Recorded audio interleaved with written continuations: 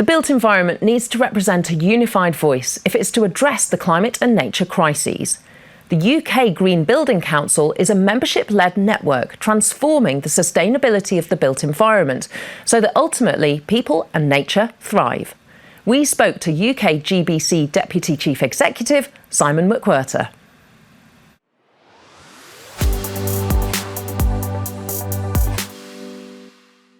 Simon McWhirter, thank you for joining us. Now, you are from the UK Green Building Council. Just tell me exactly, what does the council do? Yeah, so our mission is to drive a really radical improvement in the sustainability of the UK's built environment. So we are a member organisation bringing together sort of the progressive tip of the spear of companies involved in buildings in every way in the UK. And we try to shape technical guidance, work with government to deliver better frameworks to drive change and accelerate that change across the country. And when it comes to the UK, how are we doing? We've had our moments in the sun in recent decades where we've been at the front of the pack at a global level, showing real climate leadership in this space. At the moment, we're probably not in such a strong position. We've ceded a lot of that ground on an international basis through some of the big moves we made, sort of weakening green policy generally. And if you look across our housing stock, we have the oldest, leakiest housing in the whole of Europe. So we've got a pretty big hill to climb when we look at how to address those sort of big challenges. And how do you address it? Because you have housing in the Hebrides, very different to the situation in somewhere like Manchester. How do you deal with that? We've got, nearly 30 million homes in the country.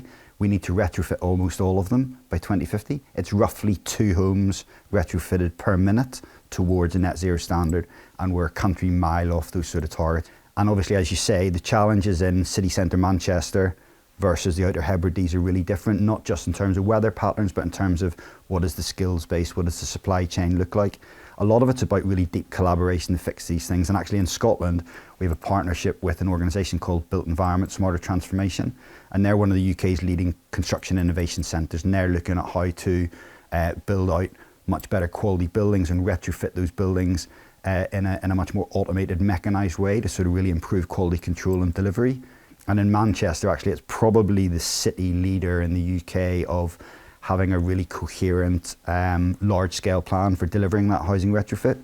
The problem is those are pockets of good practice in the country, and what we don't have is a systematic approach to that good practice, and that's where that overarching strategy is needed to sort of tie all these good bits together, identify the gaps, and then we can sort of start to address the problems. But at the minute, yeah, we're pretty miles off on that. And for the homeowner themselves, if you want to develop your house and make it eco, it's really difficult. Everything's all over the place. All the information is not very coherent.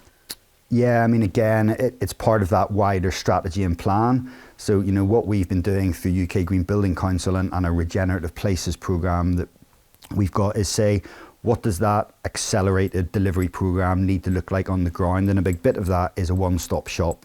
So that's where those homeowners or small business proprietors can go to and get access to where they get the money from to do it, get really trusted information on what they need to do, get access to info on who can bloody do it in their area, and then get on and do things and have that comfort that they're paying the right price, getting qualified skilled trades in to do it. And just that single point of contact approach is what's really key, because it gets us away from the slight miasma at the moment of just everything everywhere. Okay, now there's nothing cheers a person up more than a tree that can change your whole personality. Tell me about 330-300. So it's one of the ways that we're looking at in the UK to really address some of the challenges around a future warmer climate. Let's have more pocket parks and green space and woodland and trees, and let's link them together into a system that means that we're creating green networks through our areas. And 330-300 is basically saying from our house we should be able to see 3 trees, we should have about 30% tree canopy cover in our local neighbourhood, and we should be within 300 metres of a local park or other green space. But actually also it's about joy for the people. It's about the access to nature. It's about being able to walk the dog or take the kids out or go for a stroll in a local park and see lovely stuff out the window. So it's about sort of understanding that lots of the things that we're doing with more sustainable built environment, they tackle the big climate and nature crises, but actually they're about quality of life improvements. They're about giving better social value. They're about our health and well-being in our homes and around our homes. So climate change is making our cities hotter. You've created the Climate Resilience Roadmap. Tell me about that. So it's quite straightforward and easy in a sense, in that it looks at 2050 and says we need a fully adapted, resilient built environment by 2050. What do we need to do between now and then to get there? So it looks at the policy changes needed, more green space, better flood defence, more resilience to overheating in buildings. And then it looks also at what industry needs to do to get us there. So it just sets out a sequential set of instructions effectively as to how we get to that resilient point. So it sounds very straightforward, a lot of hard work to do to get us there, but that's what we're here to do as UKGBC. Simon, thank you very much. Thank you.